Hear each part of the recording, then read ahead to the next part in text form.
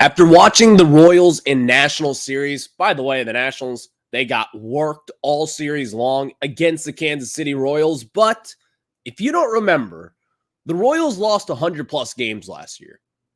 Why can't the Nationals be the Royals in 2025?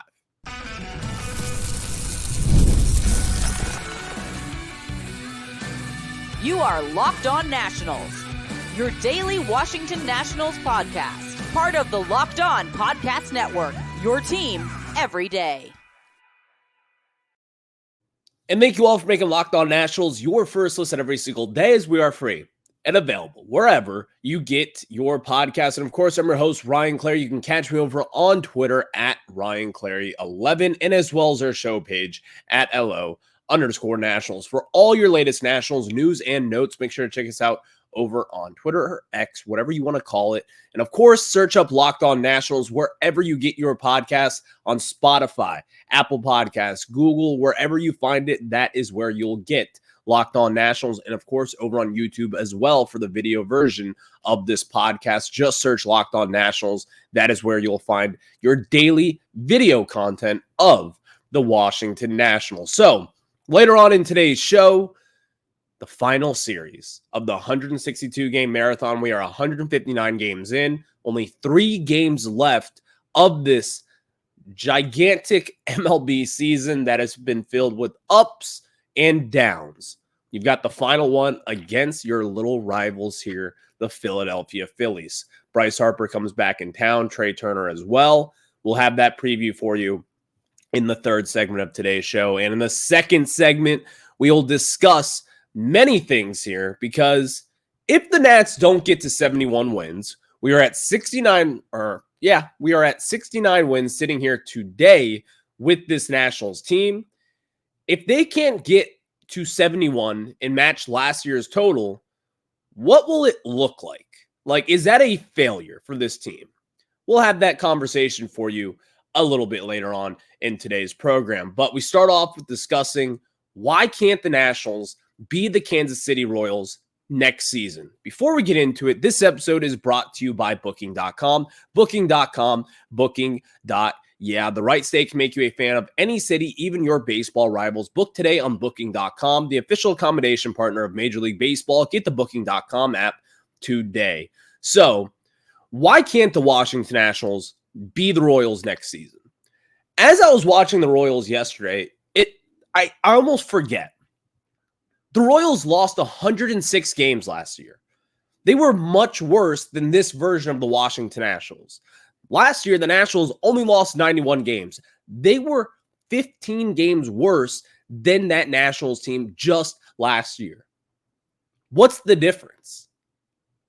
Right now, the Nationals have a much better farm system than the Royals sitting here today. And even last year, the Royals had an awful farm system. Nationals, in my opinion, compared to this time last year with the Royals, they've got a ton more major league talent up in the bigs sitting here today. What the Nationals need is a Bobby Witt Jr. kind of breakout. And unfortunately for us, I don't know if we have the horses that can provide that breakout the way that the Kansas City Royals this year. But it's also not just that. The Nationals, they've got to go in this offseason and spend big.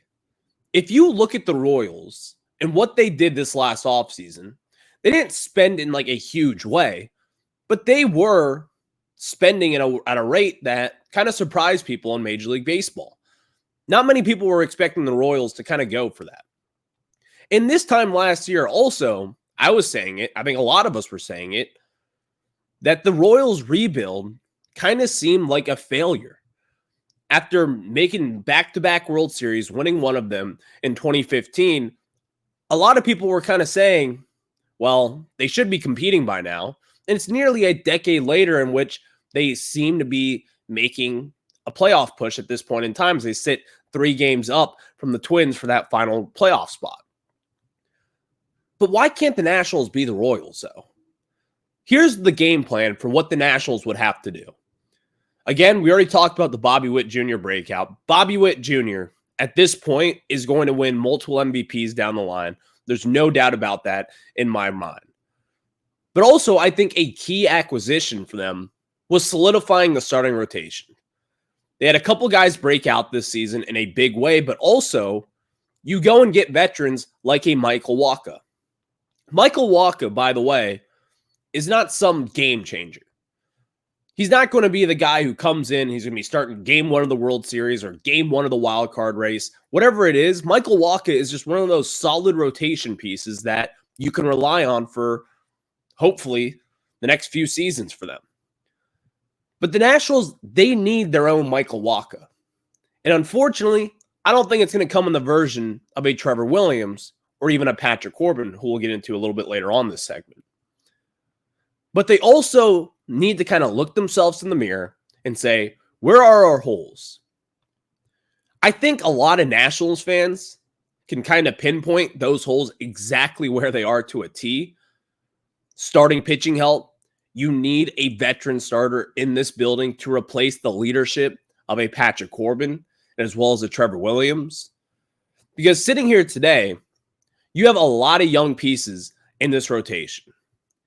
And by the way, if you kind of do the math here, you got Mackenzie Gore, Jake Irvin, DJ Hers, Mitchell Parker, Cade Cavalli, and as well as Josiah Gray, who will be coming back from Tommy John at some point next season. You're not going to start the year with a six-man rotation. And even then, I'm willing to bet that you will not have those first five guys in that rotation all at the same time to start next season. You have to get a veteran starting pitcher in the door. You just have to. Mackenzie Gore, in my opinion, is not ready to make that step up to be kind of that veteran leader in the clubhouse. He's just not ready for it. He's still very young, and I think he's got some ways to go in his development.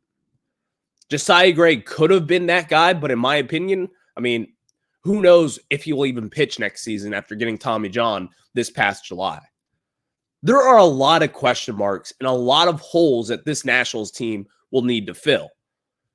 But I think veteran leadership is one of those things where you need to find guys who have number one, won in this sport, and number two, can come in and kind of even out the rotation. Like a Michael Wacha, who has got a sub-4 ERA, pretty damn good season for them. And it's kind of been a rock of the rotation over the last few months here for them. The Nationals, they can do what the 2024 Royals just did next season. They easily can, in my opinion. They've got more talent. You've got the better farm system. And in my opinion, we're a better overall organization than what the Royals are. They got Bobby Witt Jr. We don't have that, unfortunately. But you do have a James Wood, who is a freak of nature, who can have a season like Bobby Witt Jr. just did. Real quick, though, I do want to talk about this because yesterday was an emotional day, in my opinion, for the Corbin family. Patrick Corbin likely made his final start as a Washington National yesterday after a 6-year, $140 million contract, getting the win in Game 7 of the World Series, going out there every 5 days over the last 6 seasons, besides 2019, it's really over the last 5 seasons, getting his you-know-what kicked in. Patrick Corbin, he's going to be missed by a lot of Nationals fans. And I'm even going to go hard in the paint on this.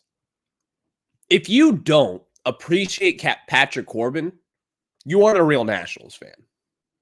You don't understand the situation. Patrick Corbin was number one, a constant professional of this organization. And to really kind of open up the curtain real quick, I saw a lot of people yesterday being like, thank God Patrick Corbin is gone. I understand why you would say that. Listen, we can juggle two balls at once here. Patrick Corbin is a World Series hero, but he was also statistically the worst starting pitcher in all of baseball over the last few seasons. But I think off the field, though, that's where Patrick Corbin was the most valuable part to this organization. He was the guy who hosted events at his house down in spring training. He was the guy who took people out to dinner, paid for dinner, and was the leader in that clubhouse.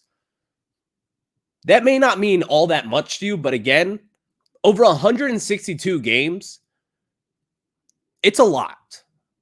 Patrick Corbin, he was beaten up by a lot of us here in town. But overall, Patrick Corbin is a World Series hero. I saw some people debating in the comment section yesterday, is he a hero? Is he a legend? He's a hero and a legend, in my opinion. Whatever you want to say, Patrick Corbin means a lot to this organization. And overall, he will be missed. So going into it, listen, I get it why people dunk on him. It's an easy one to dunk on. We've all taken our shots at this pinata over the last few seasons. Kept Patrick Corbin saying he should not be a starter, which I agree with. He should not be going out there every 5 days. It's basically an automatic loss, which, yes, I 100% get. But overall, Patrick Corbin has done no wrongs, in my opinion, off the field. This guy was a leader in the clubhouse, took guys under his wing, and again, he's going to be missed by this organization, and you're going to have to find a way to replace that veteran leadership in the clubhouse. So thank you all for making Locked On Nationals your first listen every single day, as we are free and available wherever you get your podcast. Next, if the Nationals do not get to their 71 win total from last season, and to surpass it, they're going to have to sweep the Phillies, which is going to be pretty damn hard once you see who they go up against as far as starting pitching matchups go. But if they don't get to 71 wins, is this kind of a failure this season? Short answer, I don't think so. I'll explain. But before that, let me tell you guys about some of our very good friends over at Robinhood. And guys, with Robinhood Gold, you don't need a silver spoon to eat up the financial favors of the 1%. Robinhood Golds allow others to get the rates and perks usually reserved for the high society. Now the resourceful individual with Robinhood Gold can earn the very liberal rate of 4.5% APY on uninvested cash, receive unlimited 1% deposit bonuses, and be rewarded with a handsome 3% retirement boost on an IRA account. Robinhood Gold provides the privileges of a high net worth for any net worth. These generous benefits are now available for only $5 a month. The new gold standard is here with Robinhood Gold. Sign up at Robinhood.com/gold. Terms apply. For product-specific disclosures, visit Robinhood.com/gold. Investing involves risk. Rate my change. Gold membership is offered by Robinhood Gold, LLC. Thank you all for making Locked On Nationals your first listen every single day, as we are free and available wherever you get your podcast. So, if the Nats don't get to 71 wins, this season is not a failure.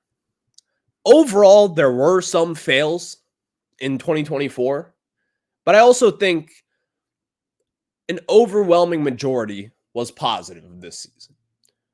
And at the forefront of that, in my opinion, while it's a little bit of a sore conversation at this point, I think the breakout of C.J. Abrams was probably one of the biggest developments of the Nationals in 2024. And also, by the way, a close second was James Wood. So going into this season, we kind of knew what to expect. Even though there were portions of this early on in the 2024 season that we were thinking like, what if the Nationals, by the end of September, can kind of compete for a postseason spot? We all kind of knew that it was going to be coming to crash down on earth. And that's what it did. In the second half of the season, the Nationals by no means were a complete baseball team.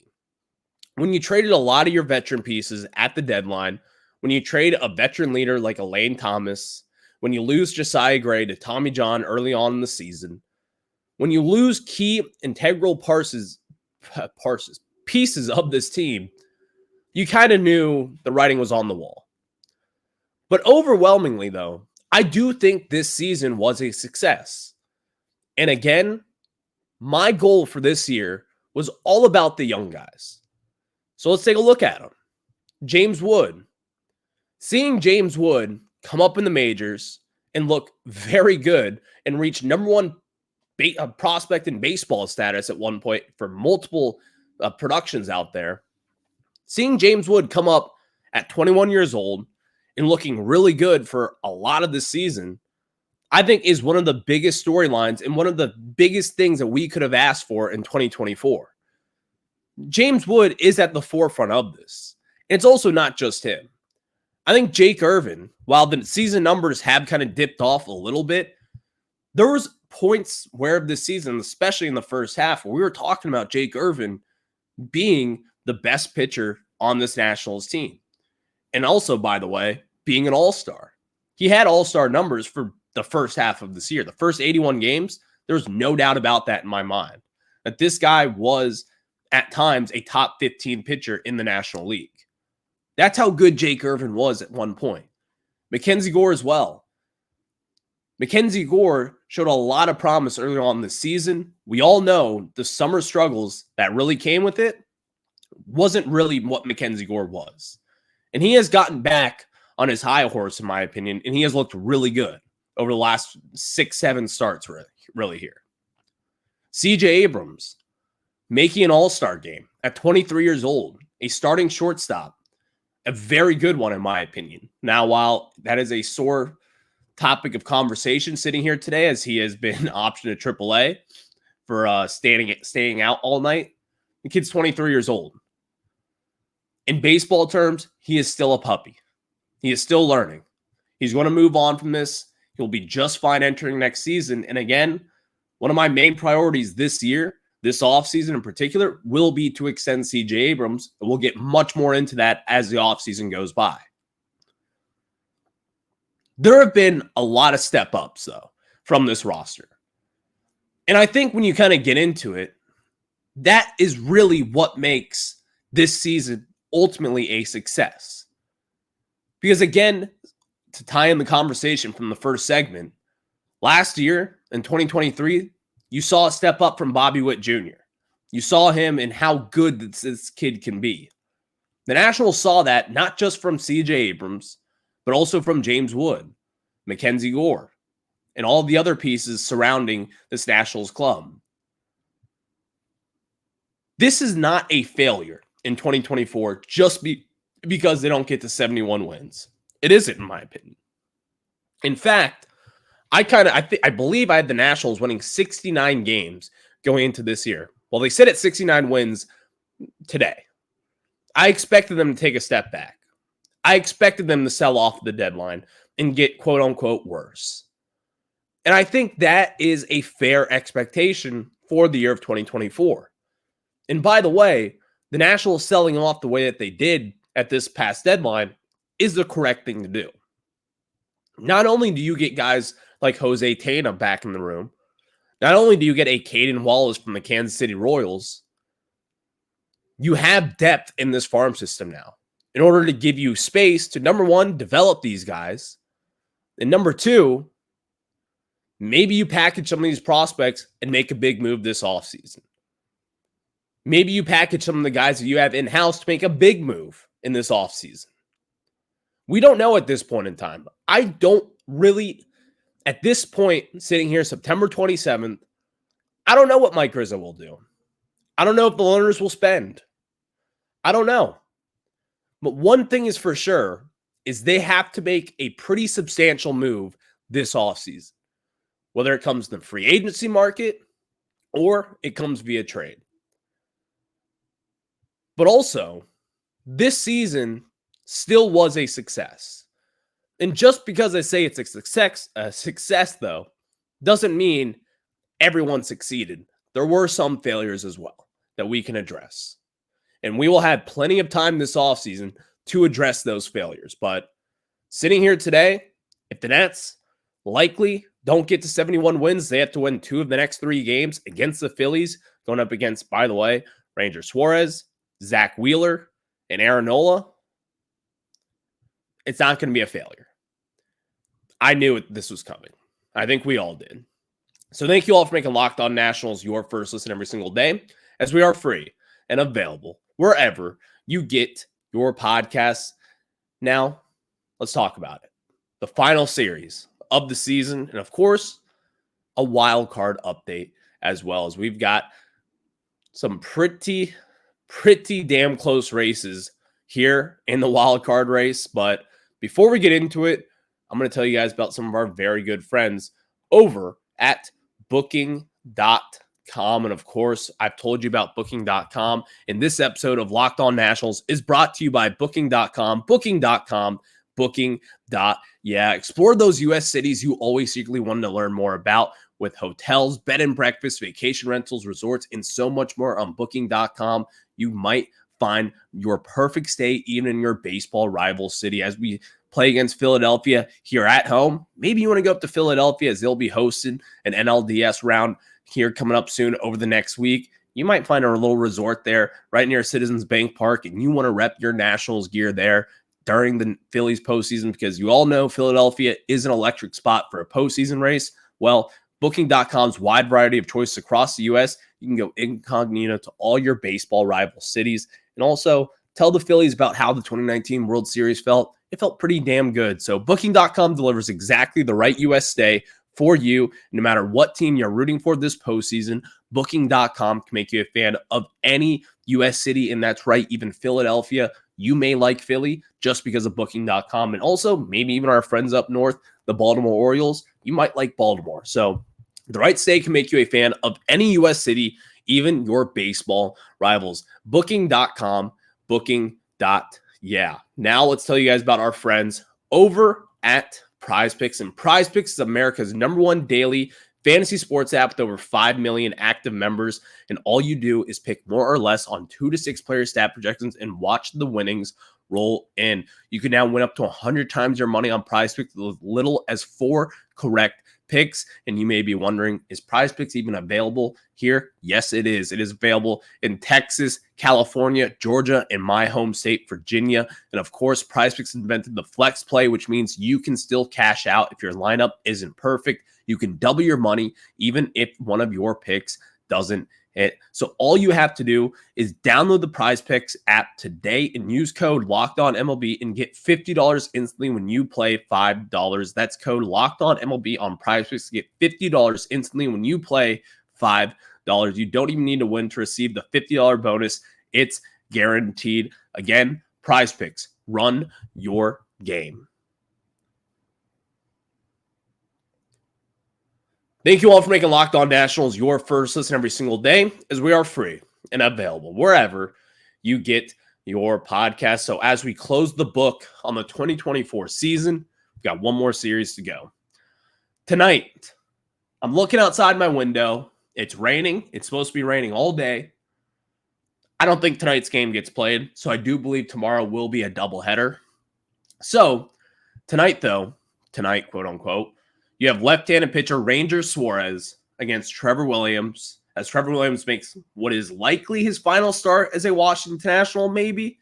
So Trevor Williams, while he was not very good this past year in 2023, 2024 was a brilliant season for him, even coming off the IL here recently. Trevor Williams has been, at one point this season, the first half of the year, was a staple in this rotation, was very good. I thought the Nationals would get something relatively decent for him at the trade deadline, but he got hurt, wasn't all too great, and now he's sitting here with the Nationals as he makes what is likely his final start in this organization.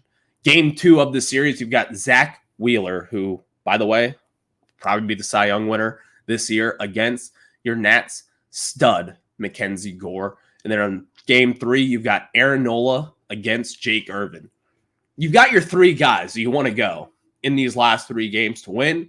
But unfortunately for the Nationals, the Phillies also as well. Now, the Phillies, are they playing for anything really at this point? Well, yeah, they are.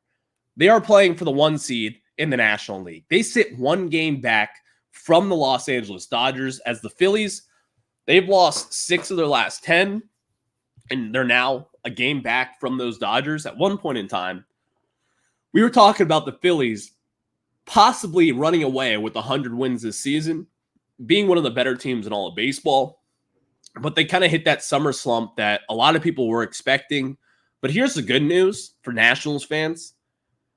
Heading into the postseason, the Phillies are cold.